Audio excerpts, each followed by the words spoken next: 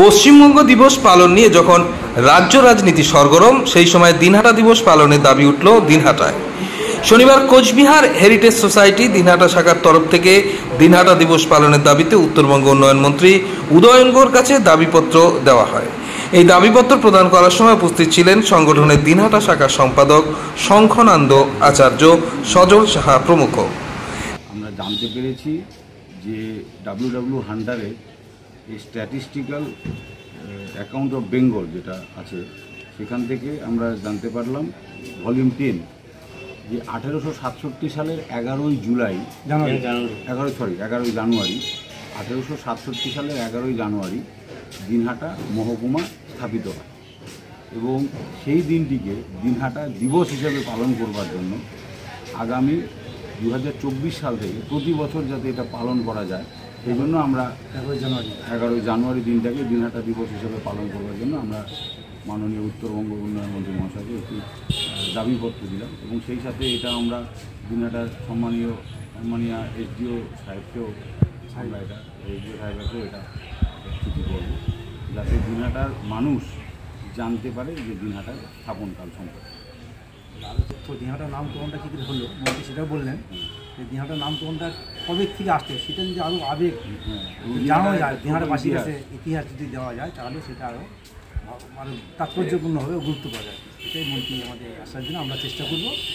যে হ্যাঁ ওই দিনটা কীভাবে নামকরণটা আসলো সেই সঙ্গে সঙ্গে এবং দিনহাটা দিবসটাতে পালন করা যায় সেটা মন্ত্রী আমাদের আশ্বাস দেবে। যে দিনহাটা হেরিটেজ সোসাইটি এরা একটা তথ্য আবিষ্কার করেছে, এটা বের করা আমাদের মাথায় ছিল না, ওরা এগুলো নিয়ে পড়াশোনা করছে বলে ওদের নজরে এসছে যে 1867 সালের 11ই জানুয়ারি দিনহাটা সাব ডিভিশন হয়। আমার মনে হয় কুচবিহারে